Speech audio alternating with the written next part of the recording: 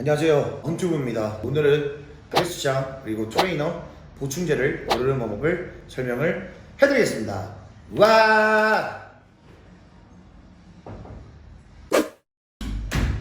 자, 우선은 헬스장의 종류라고 한다면 PT 스튜디오, 휘트니스 센터, 휘트니스 센터 같은 경우는 대형 휘트니스 센터가 있을 것이고 복합 피트니스 센터가 있겠죠. 뭐 GX도 있고 뭐 스피닝도 있고 뭐 줌바, 에어로빅 등등 요가까지 이렇게 되어 있는 복합 피트니스 센터가 있을 것이고 또는 헬스 PT만 진행을 하고 있는 휘트니스 센터가 있을 거예요. 체인으로 되어 있는 회사가 운영하느냐 또는 개인이 운영하고 있는 헬스장이냐 이렇게 또 구분을 지을 수가 있을 겁니다. 그러니까 트레이너라고 한다면 일단은 뭐 애슬릭 트레이너, 그다음 JR 트레이너, 그다음에 퍼스널 트레이너 이런 식으로 나눠지겠죠. 저는 이제 퍼스널 트레이너에 관련되어 있는 것들을 한번 짚고 넘어가 보려고 해요. 회원님들께서 또는 내가 헬스장을 처음 등록하신 분들이 어떤 헬스장을 등록하면 좋을까? 일반적으로 헬스만 등록해서 운동을 할 거다. 대형 피트니스 센터가 좋겠죠. 나의 집에서 가까운 곳에 헬스장에 가서 운동을 하는 것이 가장 좀 현명하겠죠. 그래야지만 좀 자주 가게 되고 안 가는 것도 가게 되고 내가 PT를 받을 것이다. 피트니스 센터의 시설, 거리 이런 것들을 중요하게 생각하는 게 아니라 결국에 나를 가르쳐 줄 사람은 단 한 명이기 때문에 담당 트레이너의 역량을 확인해 봐야 돼요. 자, 여기서 제가 짚고 나가야 할 것은 좋은 트레이너와 조금 좋지 않은 트레이너에 대해서 구분할 수 있는 방법들을 제가 한번 말씀드리려고 해요. 자, 일단은 좋은 트레이너라고 한다면 목적을 확실하게 알고 나서 나의 니즈를 파악하고 나의 니즈를 충족을 시켜주려고 노력하는 트레이너겠죠. 나의 삶의 질을 좀 더 향상시켜주고 나의 건강을 위해서 운동하는 1시간 뿐만이 아니라 나머지 23시간 동안 나를 관리하고 케어할 수 있는 그런 나를 조력해 줄 수 있는 트레이너를 찾는 것이 현명할 겁니다. 자, 요즘에는 워낙에 SNS가 발달되어 있다 보니까 많은 매체들을 통해서 어떤 트레이너가 잘 가르친다라는 건 어느 정도 보면 알 수가 있고요. 요즘 또 회원님들은 바보가 아니기 때문에 대화를 몇 마디 나누다 보면 알 수가 있어요. 여기서 이제 걸러야 될 트레이너라고 한다면 물론 처음 보면 알 수는 없지만 내가 헬스장에서 등록을 하고 다니다 보면 알 수가 있어요. 예를 들어 핸드폰을 보면서 막 수업한다는 지각을 종종 하면서 그 시간을 다 채우지 못하고 내 회원님의 시간을 소중히 여기지 못하는 트레이너, 또는 내가 세션이 예를 들어서 뭐 30세션을 등록을 했는데 한 10세션이 남았는데 또 재등록을 요구하는 애. 모든 곳이 그런 건 아니지만 회사형 시스템이나 매출에 어떤 압박이 있는 사업장들 같은 경우에는 아무래도 트레이너가 매출을 쳐야지만 그로 인한 수익이 생기고 어떤 상여금이나 인센티브를 가져갑니다. 그렇기 때문에 매출에 대한 어떤 그런 압박이 있어서 회원님들에게 계속된 재등록을 요구합니다. 사실은 회원님들 바보가 아니기 때문에 이 수업의 질이 좋고 담당 트레이너와의 어떤 케미가 잘 맞는다면 재등록은 자연스럽게 하게 되어 있을 거예요. 받아야 할 수업이 아직 많이 남아있음에도 불구하고 좀 계속적으로 재등록을 요구하며 또는 회원님을 맞이하는 데 있어서 좀 예의 없이 굉장히 후주근하게 땀 뻘뻘 흘린 상태로 냄새가 나는 상태로 수업에 임한다라던가 그런 것들 같은 경우에는 또 배려를 하지 못하는 트레이너라고 생각할 수가 있겠습니다. 좋은 트레이너를 또 한 번 제가 짚고 넘어가자면 시합 경력이 많은 그런 트레이너라기보다는 내가 아무리 몸이 좋다고 해서 남을 잘 가르치는 데는 잘 알 수가 없거든요. 그러니까 내가 수학 공부를 잘하고 내가 영어 공부를 잘한다고 해서 누군가 영어를 잘 가르치고 수학을 잘 가르치는 게 아니기 때문에 트레이너 역량을 굉장히 중요하게 생각을 해주셔야 됩니다. 이 트레이너는 항상 배움에 대한 열정이 있는 것인가, 회원들에게 거짓말을 하지 않고 모르는 걸 모른다고 할 수 있는 그 용기를 가진 사람인가, 그리고 또 트레이너의 어떤 그런 자긍심이라던가 어떤 자부심들을 그의 눈빛과 말투 안에 모르면 다른 이야기를 나열해 놓기를 바쁘고, 또 사실 자기 관리가 되어 있지 않는 트레이너 같은 경우에는 물론 뭐 소수의 케이스도 있겠지만 운동을 성실하게 하지 않는 그런 트레이너가 일수일 겁니다. 요즘 같은 경우에는 오리엔테이션이라고 얘기를 해서 OT를 받아볼 수 있는 기회가 제공되어 있고, 모르는 것이 있으면 한번 물어보세요. 그러면 물어보면 그 담당 트레이너가 친절하게 알려줄 겁니다. 그럼 그 친절하게 알려주는 그 트레이너들과 이야기를 다 나누다 보면 케미가 맞는 담당 트레이너가 분명히 있을 거예요.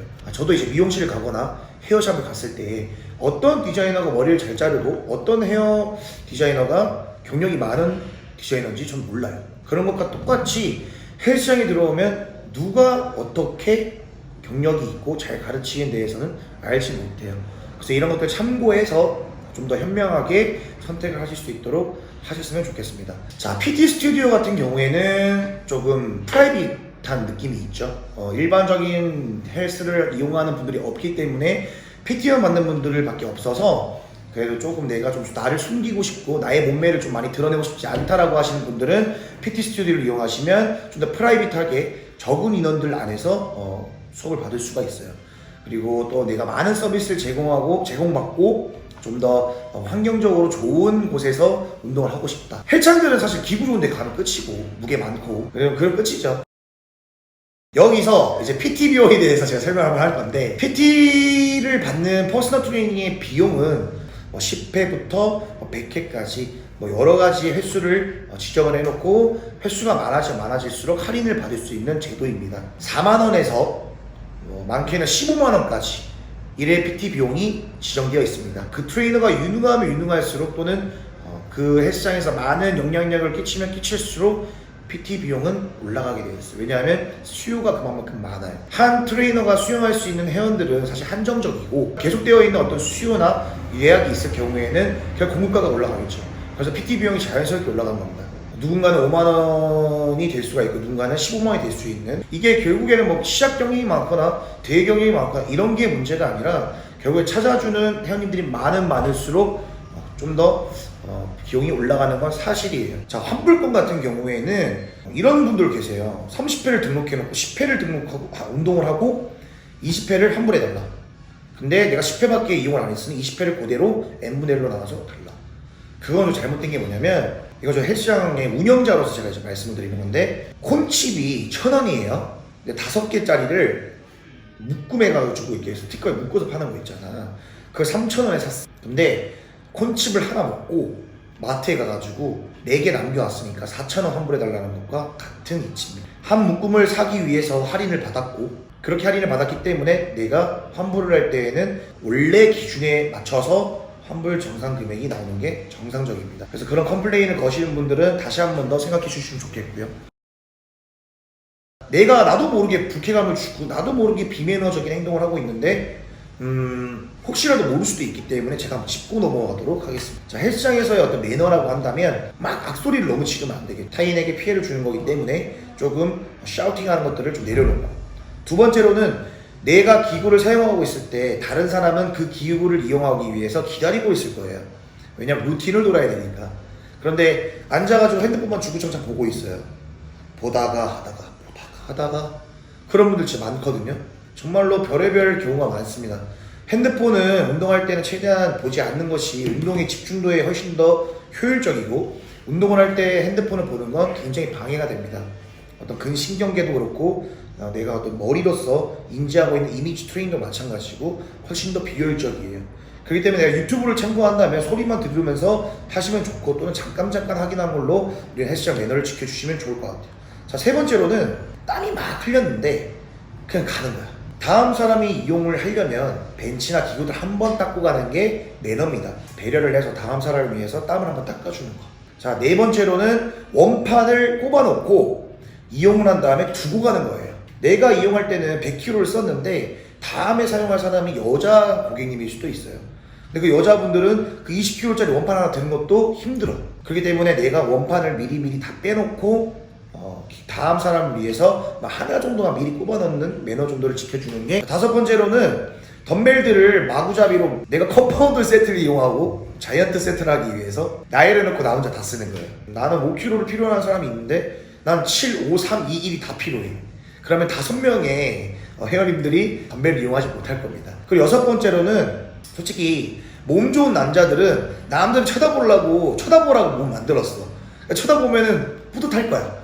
나 몸이 좋으니까 사람들이 쳐다보는구나. 아니면 운동 잘하니까 쳐다보는구나. 근데 이제 조금 운동을 하는 여성 회원님들이 계시는데 계속 쳐다보는 거야. 너무 노골적으로. 헬스장 오는 이유가 뭔지 알겠는데 집에 가서 봐요. 자, 그 다음에 일곱 번째로는 밖에서 신고 있던 신발을 그대로 신발을 신고 돌아와서 하는 겁니다. 이거는 사실상 조금 너무한 게 뭐냐면, 집에서도 신발 신고 들어갈 거 아니잖아요. 외부에서 흙과 먼지가 다 묻어있는 신발을 호흡을 하고 땀을 흘리는 것인데, 여기에 먼지와 흙을 본인도 마시는 것이고 타인에게도 계속 흙과 먼지를 매기는 셈이 됩니다. 외부 신발과 실내 신발을 구분지어서 이용해 주셨으면 합니다. 그게 헬스장 회원님들의 매너예요. 가장 중요한 거는 슬리퍼 신고 운동하는 거. 저는 슬리퍼 신고 있는 회원님들을 퇴장시킵니다.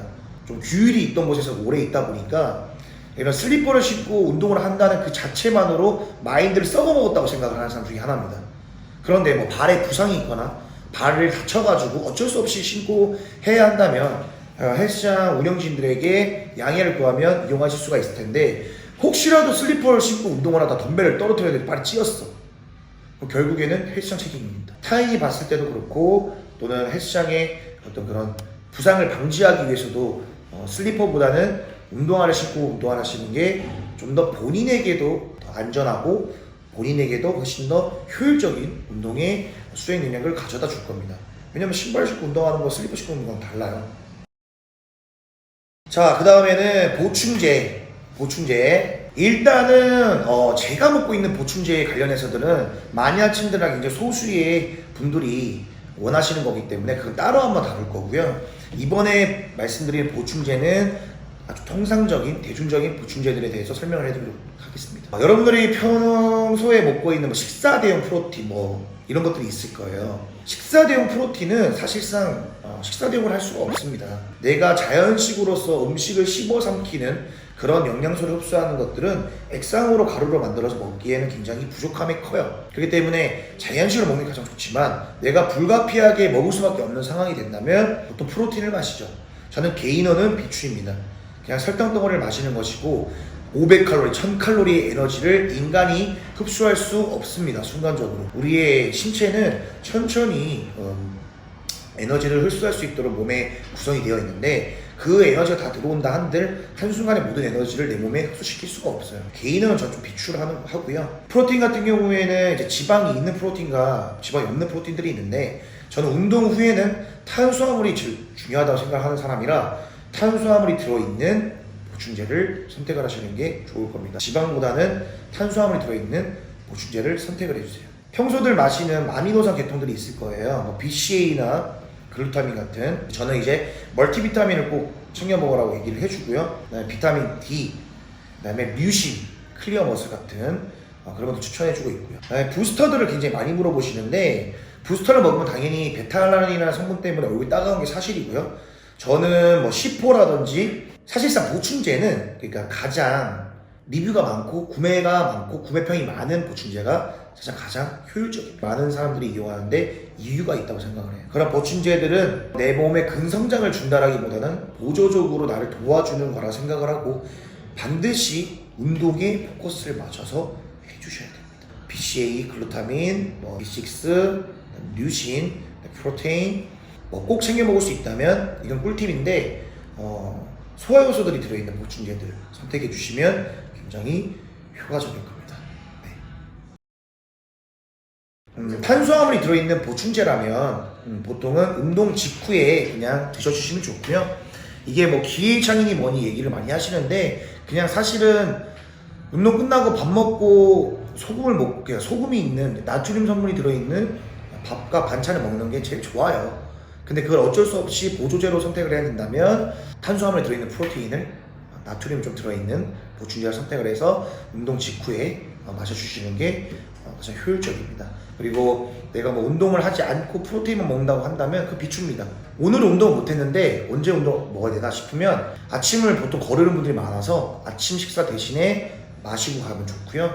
프로테인 먹고 과일 같은 거 간단하게 먹어주면 훨씬 더 아침에는 좀 효율적입니다. 언제 먹든 간에 보충제는 똑같아요. 그래서 운동은 아침에 하면 좋나요? 저녁에 하면 좋나요? 라고 묻는 분들이 굉장히 많은데, 운동은 본인의 컨디션이 제일 좋을 때 하는 게 제일 좋습니다.